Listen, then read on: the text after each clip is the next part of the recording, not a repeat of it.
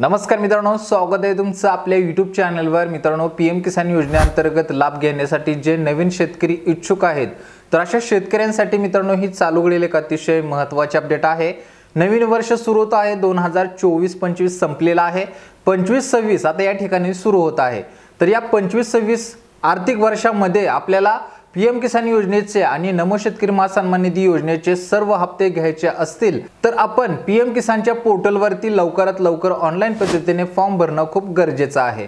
तर मित्रांनो, ऑनलाईन पद्धतीने फॉर्म कसा भरायचा याबद्दलचे अपडेट आपण पाठीमागे दिलेले आहेत, परंतु चालू घडीला आता या नवीन वर्षामध्ये शासनामार्फत जी नवीन कागदपत्रे रिक्वायर्ड करण्यात आलेले आहेत, म्हणजे आपल्याला पीएम किसान योजनेअंतर्गत सहभाग घेण्यासाठी कोणकोणती कागदपत्रे द्यावी लागत आहेत तर त्याबद्दलची माहिती आपण या व्हिडिओच्या माध्यमातून जाणून घेणार आहे। त्याच्यामुळे जे नवीन शेतकरी या योजनेअंतर्गत सहभाग घेण्यासाठी इच्छुक असतील तर अशा शेतकऱ्यांनी हा व्हिडिओ शेवटपर्यंत पाहणं खूप गरजेचं आहे, कोणत्याही ठिकाणी स्किप करू नका। तर मित्रांनो, जास्त वेळ न घेता आता मी माहिती द्यायला सुरुवात करतोय।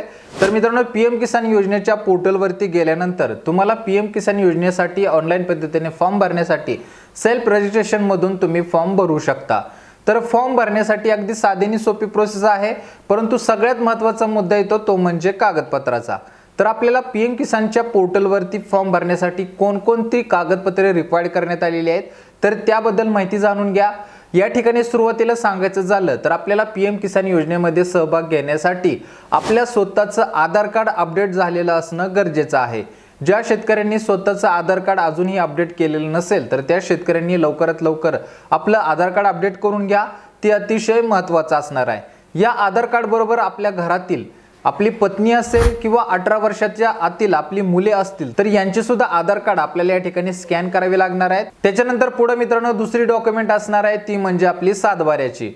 भरपूर ठिकाणी मित्रांनो असं पाहायला मिळत आहे की घर बांधण्यासाठी 1 गुंठा 2 गुंठा अशी जागा घेतलेली असेल, त्या ठिकाणी त्यांनी स्वतःचं घर बांधलेलं आहे पण कोणत्याही प्रकारची शेती करत नाहीयेत, त्याच्यामुळे त्यांना सुद्धा या योजनेअंतर्गत मोठा प्रॉब्लेम येणार आहे। कारण की शासनामार्फत आता योजनेअंतर्गत लाभ घेण्यासाठी आपल्या नावावरती कमीत कमी 10 गुंठे जमीन असणं खूप गरजेचं असणार आहे। जे शेतकऱ्यांच्या नावावरती 10 गुंठेपर्यंत जागा नसेल, त्याच्या आतमध्ये असतील तर त्यांना भविष्यात थोड्या अडचणी येऊ शकतील। त्याच्यानंतर मित्रांनो सगळ्यात महत्त्वाची शेवटची डॉक्युमेंट असणार आहे ती म्हणजे फेरफार। पूर्वी मित्रांनो ही डॉक्युमेंट मागितली जात नव्हती, परंतु आता चालू घडीला ही एक अतिशय महत्त्वाची डॉक्युमेंट बनलेली आहे। महसूल विभागाअंतर्गत पहिली ही डॉक्युमेंट मागितली जात नव्हती, परंतु आता कृषी विभागाअंतर्गत ही फेरफारची डॉक्युमेंट अतिशय महत्त्वाची मानली जात आहे।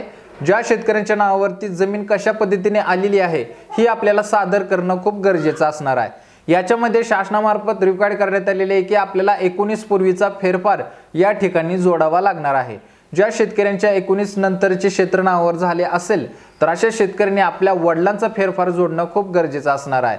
कारण की मित्रांनो फेरफार मध्ये आपल्याला जागा कशा पद्धतीने आपल्या नावावरती आलेली आहे हे संपूर्ण समजलं जातं, त्याच्यामुळे ही शासनामार्फत अतिशय महत्त्वाची रिक्वायर्ड करण्यात आलेली आहे।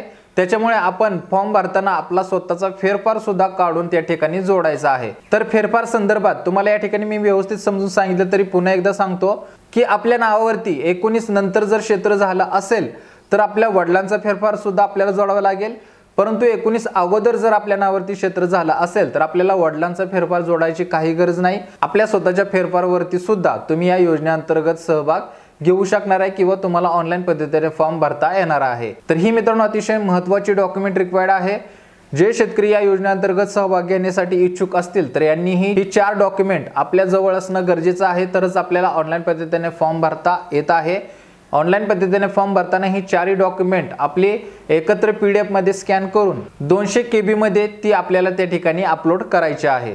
तर या ठिकाणी मित्रांनो आपण डॉक्युमेंट रिक्वायर्ड संपूर्ण समजून घेतली। ज्या शेतकऱ्यांजवळ ही कागदपत्रे उपलब्ध असतील त्यांनी ऑनलाईन पद्धतीने फॉर्म भरायला कोणत्याही प्रकारची अडचण येणार नाही। तुम्हाला जर ऑनलाईन पद्धतीने फॉर्म भरता येत नसेल तर आपल्या जवळच्या कोणत्याही सेतू सेंटरवरती किंवा आपले सरकार केंद्रावरती जाऊन सुद्धा तुम्ही हे फॉर्म ऑनलाईन पद्धतीने भरू शकता। फॉर्म भरल्यानंतर त्या ठिकाणी आपण पावती घेणं, पोच पावती घेणं खूप गरजेचं आहे आणि पोच पावती घेतल्यानंतर वरच्यावर 4 दिवसांना किंवा 5 दिवसांना किंवा आठवड्यानं 15 दिवसांना तुम्ही त्या सेंटरवरती जाऊन तुमच्या फॉर्मची स्थिती जाणून घेणं खूप गरजेचं आहे। कारण की मित्रांनो तुम्ही जर त्या ठिकाणी तुमचं स्टेटस चेक केलं नाही तर तुमचा फॉर्म ॲक्सेप्ट झालेला आहे का रिजेक्ट झालेला आहे हे समजणार नाही। जर रिजेक्ट झाला असेल तर त्या ठिकाणी रिझन सुद्धा येतो, की तुमचा फॉर्म कशामुळे रिजेक्ट केलेला आहे, कोणती कागदपत्रे तुमच्याजवळ नाही आहेत किंवा तुम्ही कोणती चुकीची कागदपत्रे अपलोड केलेली आहेत, तर त्याबद्दलची सविस्तर माहिती रिजेक्ट बाय रिझन या टॅबमध्ये आपल्याला पाहायला मिळतो। त्याच्यामुळे वरच्यावर आपला स्टेटस चेक करत चला, जेणेकरून तुम्हाला समजत जाईल की तुमचा फॉर्म अप्रूव्ह झालेला आहे का रिजेक्ट झालेला आहे। अन्यथा तुम्ही जर तसंच बसाल तर तुम्हाला फॉर्म अप्रूव्ह होण्यास किंवा तुम्ही पात्र ठरण्यास मोठा उशीर होऊ शकतो। त्याच्यामुळे चालू अनुदान सुद्धा तुमच्या हातून जाऊ शकतं।